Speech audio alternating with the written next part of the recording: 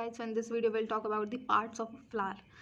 So let's start. Each flower normally has 4 floral whorls, that is calyx means green part जो होता है leaf का जो protection provide कराते हैं फ्लावर को, that is corolla, androecium male reproductive parts and gynoecium that is ovary means female reproductive part. It contains stigma, style and ovary, and androecium contains anther and filaments.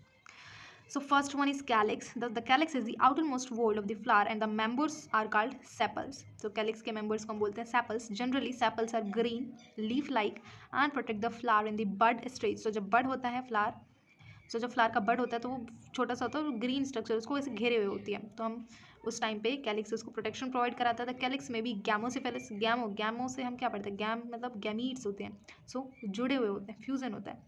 गैमोसिफेलिस mean सारे sepals United हैं, सारे sepals जुड़े हुए होते हैं आपस में.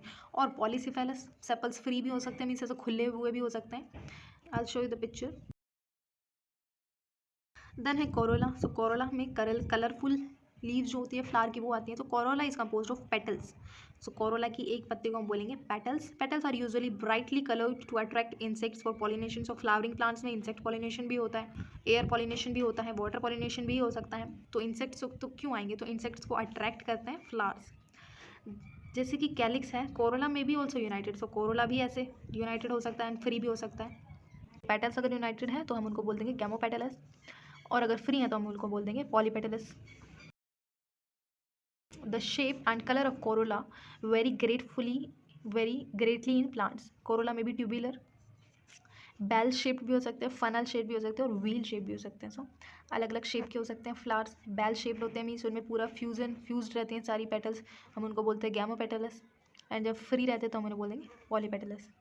सो अभी तक हमने बहुत सारे अरेंजमेंट्स पढ़े हैं, जैसे कि हमने वीनेशन पढ़ा था, वेन्स का अरेंजमेंट ऑन लीफ. दैन हमने इन्फ्लोरेसेंस पढ़ा, फ्लावर्स का अरेंजमेंट फ्लोरल एक्सिस पे.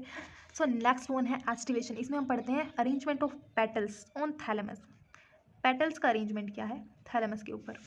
सो ये जो डंडी होती है पेडिकल, इसके ऊपर का जो पार्ट होता है इसे हम बोलते हैं थैलेमस. तो यहाँ पे पेटल्स कैसे अरेंज है अब हम देखते हैं उसका arrangement. So the mode of arrangement of sepals or petals in floral bud with respect to the other members of the same whorl is known as estivation. The main types of estivation are velvet estivation, twisted, imbricate and vexillary. So when sepals or petals in a whorl just touch one another at the margin without overlapping, as in calotropis, it is said to be velvet. So जब flower की leave जो होती हैं अगर ऐसे दूर दूर है मीन्स सिर्फ कॉर्नर से टच हो रहे हैं तो हम उसे बोलते हैं वेलवेट. वेलवेट मतलब होता है सॉफ्ट. सो इसका एग्जांपल है कैलोट्रोपिस. तो कैलोट्रोपिस की जो लीव्स होती है मीन्स उनमें से उसे हम बोलते हैं आंकड़े के. सो आंकड़े का पेड़ जो होता है उसे हम बोलते हैं कैलोट्रोपिस. तो उसकी पत्तियाँ कभी देखना बहुत ही सॉफ्ट होती हैं, लेदरी सी होती हैं. सो उसमें से दूध भी निकलता है, उसको हम तोड़ देते हैं तो थोड़ा सा. तो कैलोट्रोपिस होता है वेलवेट के एग्जांपल. वेलवेट के जैसे कि कंबल होते हैं ना, वेलवेट के बने हुए होते हैं, तो वो बहुत सॉफ्ट होते हैं, तो सॉफ्ट से याद रखेंगे कैलोट्रोपस. Then if one margin of the appendage overlaps that of the next one and so on, as in China rose, ladyfinger and cotton, it is called as twisted. So देखो जब एक leaf का एक side overlap कर रहा है, ये इसके नीचे है दैन ये इसके नीचे, सो अगर अरेंजमेंट हो तो हमें इसे बोलेंगे ट्विस्टेड, मीन्स ट्विस्ट कर रहे हैं. तो देखो इसको हम लर्न करेंगे कि एक चाइना की लेडी है, ये उसकी फिंगर है, उसकी रिंग कहीं गायब हो गई है, तो उसने क्या किया, एक कॉटन ली और कॉटन को ऐसे चारों तरफ ट्विस्ट करके उसकी रिंग बना ली. तो इसको याद करेंगे, चाइना की लेडी है, so China rose, lady finger means lady की फिंगर है, एंड कॉटन, सो कॉटन की उसने रिंग बना के ट्विस्ट करी इसी, तो ये है twisted aestivation. Then if the margins of sepals और petals overlap one another but not any particular direction as in cassia and gulmohar, the estivation is called imbricate. So यहाँ पे ओवरलैप तो कर रही है लेकिन कोई एक पर्टिकुलर नहीं है, अरेंजमेंट नहीं है, मतलब कहीं पे एक इसकी लीफ ओवरलैप कर रही है, कहीं पे दोनों बाहर है, कहीं पे एक अंदर है, तो इसको हम बोलेंगे इम्ब्रिकेट. सो इसके एग्जांपल लर्न करने के लिए हम करेंगे कि ये क्या बोलता है, आई एम गूका, इम्ब्रिकेट है. सो जैसे कि कईयों की आईडी होती है इंस्टाग्राम पे, आई एम मालती और आई एम दिस और दिस, सो ऐसे जैसे भी होती है, तो ये क्या बोलता है, आई एम गूका. तो आई एम से याद रखेंगे हम इम्ब्रिकेट है, गू से हम याद रखेंगे गुलमोहर एंड का से हम याद रखेंगे केशिया. Then in pea and bean flowers there are 5 petals. The largest standard overlaps the 2 lateral petals, that is wings.